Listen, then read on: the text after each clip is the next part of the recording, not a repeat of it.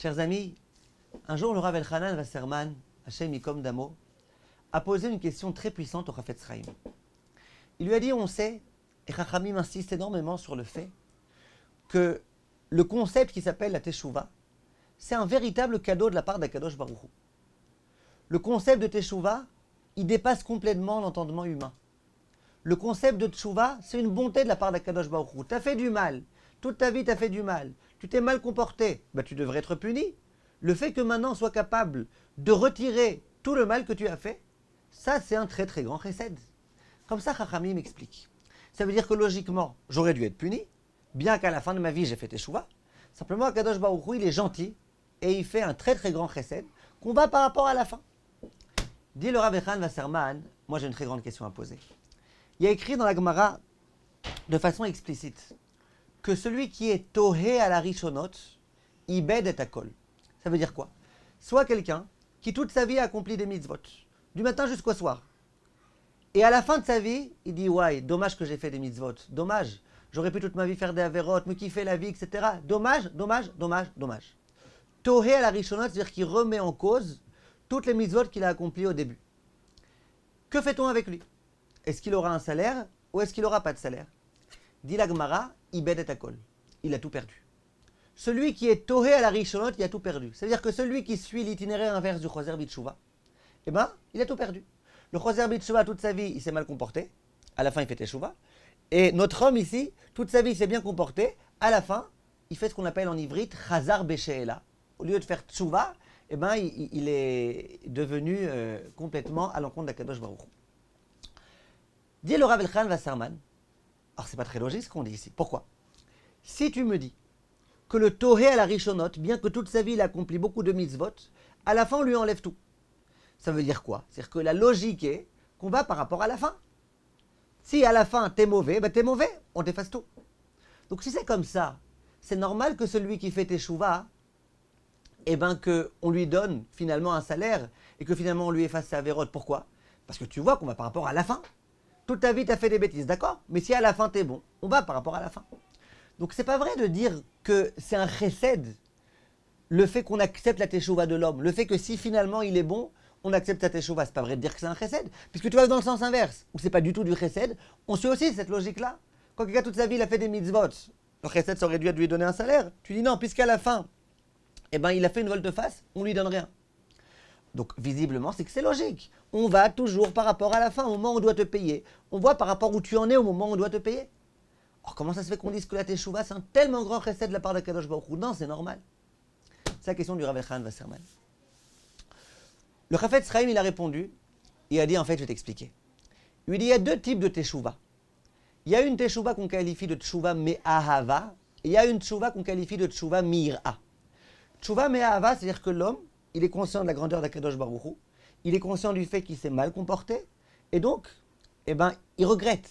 Il regrette le mauvais comportement qui était le sien. Un peu comme le tohé à la rishonot. Toute sa vie, il a fait des mitzvot, à la fin, il regrette les mitzvot qu'il a accomplis. Ça, c'est teshuvah me'ahava. Il y a un autre concept qui s'appelle teshuvah me'ira. Ça veut dire toute ma vie, je suis mal comporté. C'est pas que je regrette fondamentalement le mal, c'est que, j'ai peur de Dieu, j'ai peur d'être puni, j'ai peur d'aller au Gehinam, j'ai peur. Donc, ça me dérange pas trop d'avoir fait du mal, mais pas shoot, j'ai peur. Et donc, je fais teshuvah, et donc je regrette parce que j'ai peur. C'est deux possibilités de faire teshuvah. Dit le Chafetz Chaim que dans une teshuvah me'ahava, on t'efface les fautes que tu as accomplies. Vous avez raison. Ça procède pas vraiment du chesed. Ça, c'est la logique. De la même façon que celui qui regrette le bien qu'il a fait, on lui efface le bien. De la même façon, celui qui regrette le mal, on lui retire le mal. Et ça, à ce sujet-là, on n'a pas dit que c'est un très grand chesed. C'est normal. À quel propos on a dit que c'est du chesed? À propos de la teshuvah me'ira. Celui qui toute sa vie s'est mal comporté. Et c'est pas qu'aujourd'hui il regrette fondamentalement le mal qu'il a fait. C'est qu'aujourd'hui il dit écoute, j'ai peur de Dieu, etc. Lui, logiquement, on aurait dû le punir. Et pourquoi on le punit pas? On le punit pas parce que c'est un chesed. Dit le Chafetz Chaim à ce sujet-là, au sujet d'une telle teshuvah, c'est là que le chesed doit intervenir pour qu'on lui pardonne les fautes, parce que sans ça, on n'aurait jamais pu lui pardonner les fautes. Simplement, le Rav Weiss, il rapporte sur Chafetz Chaim, il n'aime pas tellement. Il dit c'est bizarre de dire que tout ce dont Chachamim parle, de la grandeur de la teshuvah et de la bonté de la teshuvah et tout, que ça s'adresse qu'à une partie, une catégorie de juifs, qu'à un type de teshuvah, c'est un peu bizarre. On lui propose un autre pshat extrêmement joli, extrêmement beau, extrêmement intéressant. Il dit, malheureusement, on ne comprend pas très bien c'est quoi le salaire qu'on reçoit sur les mitzvot. Il dit que les choses soient claires. Akadosh Baruch Hu m'a créé. Il m'a créé pour son bien. Akadosh Baruch Hu a créé l'homme parce qu'il avait décidé, entre autres pour son bien, comme il est écrit dans certains chachamim, Kol ma shebarati, l'irvodi, etc. J'ai créé pour mon bien. Maintenant, nous, on est serviteurs d'Akadosh Baruch Hu. Hachem, il nous donne quelques règles. C'est normal qu'on respecte ces règles. C'est normal. C'est la moindre des choses. Hachem nous donne des règles. Eh bien, c'est la moindre des choses qu'on puisse accomplir ces règles et qu'on doive accomplir ces règles. Est-ce qu'on doit recevoir un salaire pour les autres qu'on accomplit? Logiquement, non. Logiquement, non. Hachem il aurait pu dire, tu fais pas ce que je te demande, je te tue. Tu fais ce que je te demande, c'est la moindre des choses. Simplement, Hachem, eh ben, il est gentil avec nous. Il dit, je vous dois rien, je vous dois aucun salaire, mais j'accepte de vous donner un salaire. En quelque sorte, un petit bonus. Je vous donne un bonus. Chaque mitzvah que vous faites, je vous donne un bonus. C'est écrit dans le pasuk. Dans le pasuk, on dit explicitement, Ulcha Hachem chased, qui teshalem leish kemaaseu. Toi, Hachem, tu fais du chesed. Quand tu donnes à chaque homme un salaire pour le bien qu'il fait. Donc, chaque mitzvah qu'on accomplit, c'est un bonus. D'accord?